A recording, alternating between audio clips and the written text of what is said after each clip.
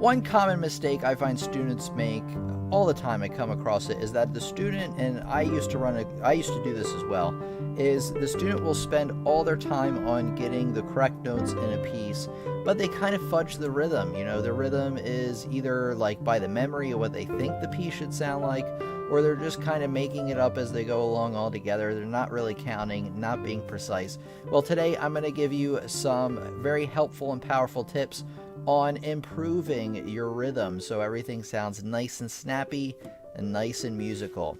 All right, the first thing I have to tell you is start thinking about rhythm more rather than just having it as an afterthought. So you want to, like you go through with and learn the notes of a piece. So say I'm learning Moonlight Sonata and I spend weeks and weeks, oh, this isn't the right instrument. There we go. Weeks and weeks and weeks getting the notes down.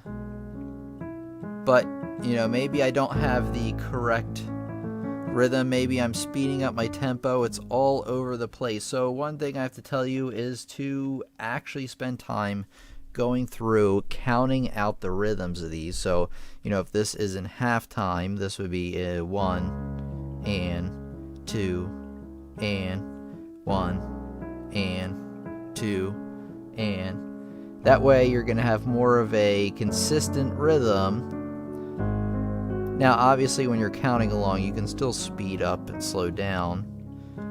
You're going to use the metronome, which we'll talk about here in a minute, to really clean things up. But really go through, spend the time to not only figure out the notes of a piece, but the actual rhythms as well. And a lot of times I find students, they see a difficult rhythm and they're like, nope, I'm not doing that. I'm just going to move on. Don't do that. Spend your time on your rhythms. Okay, tip number 2 on improving your rhythms is take the time to learn both time signatures you are less familiar with or not familiar with at all, and rhythms that you're not as familiar with. So if you've never played triplets before, spend the time to learn what a triplet is before you begin to play a piece. If you've never played 16th notes before, go through, spend some time practicing 16th notes, getting the hang of them. You don't want to be, again, just blindly going through your music saying like, okay, that looks difficult, so I'm just going to kind of fudge it. I'm just going to kind of make it up on the spot. Well, 99.9% of the time, you're going to get it wrong, and you don't want to do that.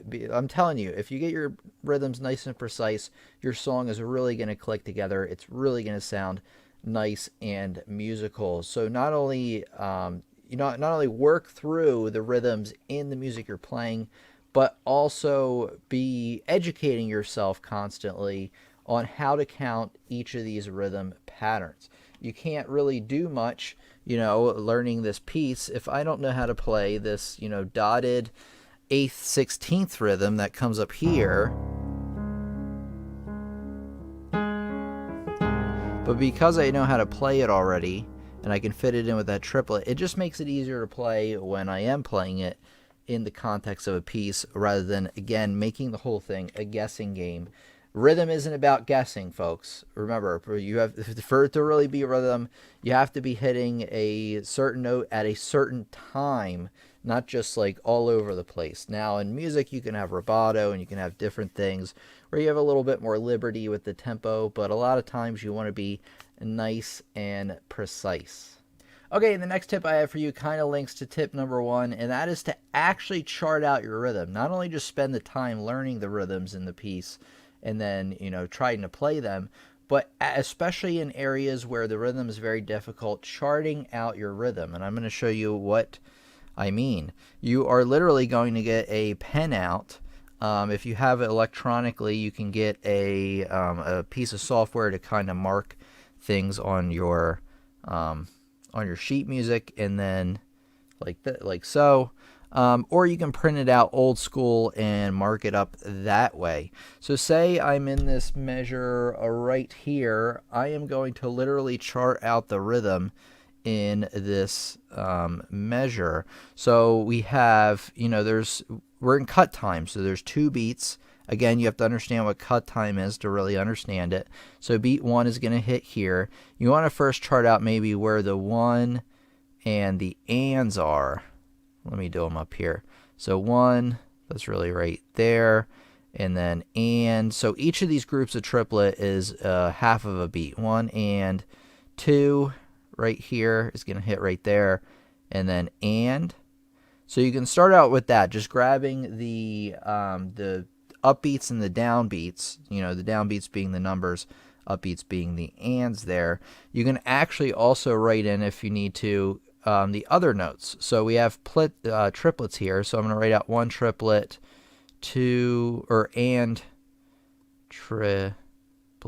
I'm not going to write out all these because I think you get the idea. 2 triplet, and triplet. Now what I'm going to do is this is going to be, you're going to have and triplet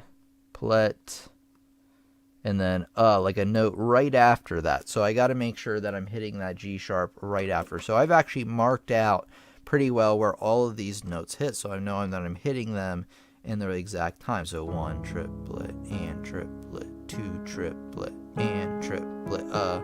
So you got that note that kind of sneaks in there, and if you notice, it all lines up because rhythms should line up horizontally. You see how they have this G sharp here and the G sharp down there, and how they stack vertically. I don't know if I said vertically or horizontally. They stack vertically. And that tells you that they're hitting at the same time. So as you can see, that this last note here is all by its lonesome after this one. So therefore the beat will fall, or the note will fall right after that last triplet. So you make sure that you get the right notes. So go through your music, especially in the difficult sections. I recommend, especially if you're just starting out, getting used to rhythm, charting it out. Not everywhere. I mean, if you just have straight quarter notes, you probably don't need to do that. But if you have something a little bit more complicated, please, please, please actually write out your rhythms. Okay, the next tip I have for you is to actually clap through or just go through your music and just play the rhythm. So again, going back to the Moonlight Sonata, so we're going to take this first measure here, even though it's kind of oversimplifying it. So instead of playing it with each individual note here, or on the piano, each pitch, what you should do is, say I'm just going to take this top line here, and I'm just going to play out the rhythm on a single note. 2, or 1, and 2, and that just kind of helps me get the rhythm started, to kind of just isolate the rhythm and play that. Another thing I recommend you do is you can also clap the rhythm. Like I said, that helps isolate just the rhythm rather than having to worry about the pitches and the rhythm. Like I said, rhythm should be its own thing. Obviously, once you get really good, you can learn both the rhythm and the notes at the same time. But when you're first starting to get used to rhythm, treat it like it's its own important thing, just like you did reading the notes.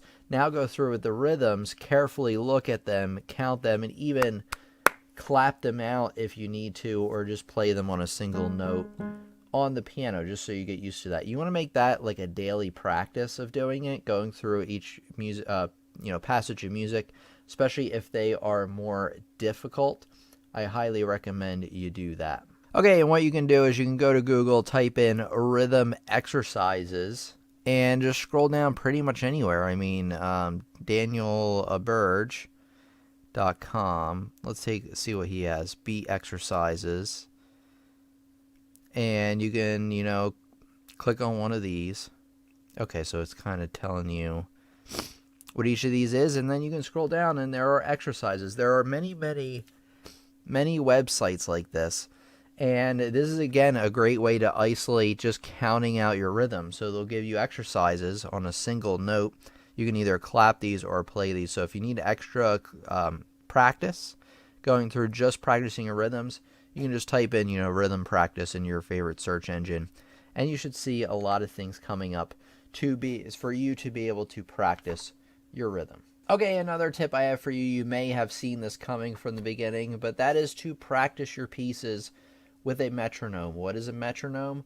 Well, a metronome is a device, or you can actually literally type in metronome into Google. It's a device or app these days. Okay, So what a metronome does is it will provide a series of clicks and beats so you can keep your beat in a piece. So let me turn up the volume here and hopefully you can hear that. See how it's making a click, like a thud kind of at regular intervals? Well, that gives me each beat. So if I applied that to something like, well, first of all, that'd be way too fast for Moonlight Sonata. But that helps you keep a really even beat. Let me turn this down. By the way, the BPM stands for beats per minute. So if you wanted to beat once exactly every second, you would turn it to 60, 2, 3, 4. At least it should be a second.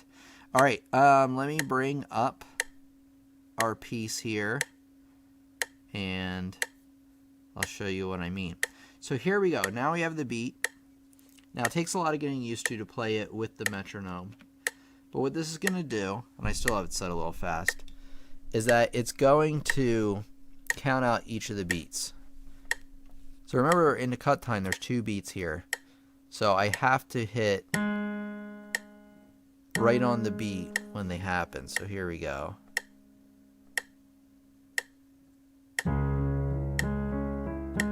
Actually, I'm playing it more like it's in 4/4. Just to kind of illustrate a point. So each of these triplets is going to hit right along with the beat. If I was just starting out playing in cut time, I would do that because it makes it real easy. However, if you wanted to do it the real way, because the second triplet of each of these sets of triplets is really half of a beat, so I'd really have to play it twice as fast.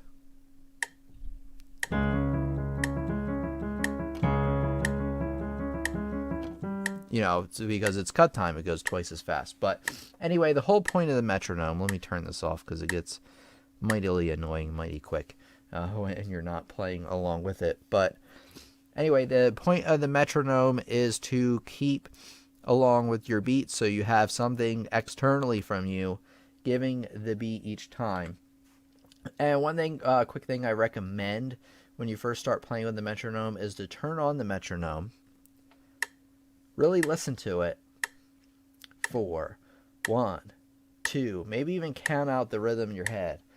1, 2, 3, 4, like that. Really feel it in your body, and that will help you immensely when you start playing with the metronome. It takes practice to get used to it. You're going to get really frustrated at it first if you're anything like me.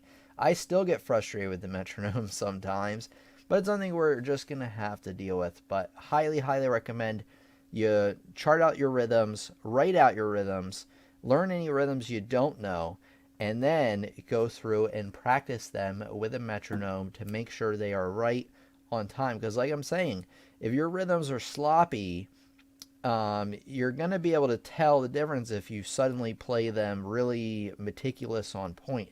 It's really going to make the music sound a lot better, trust me. So please, please, please, I plead with you, if you get anything out of this lesson, anything at all, the tip really is to spend time thinking more about rhythm rather than treating it like an afterthought. If you want to learn more about counting rhythms, I highly recommend you check out some of the other lessons on the channel. I'll make sure to put a playlist for rhythms somewhere close by. And make sure to subscribe because we got more lessons coming out all the time. And I don't want you to miss a beat. So anyway, thanks everybody for coming out. This has been your teacher, Tim, from Piano Lessons on the Web. Have a great one, and I'll see you in the next lesson.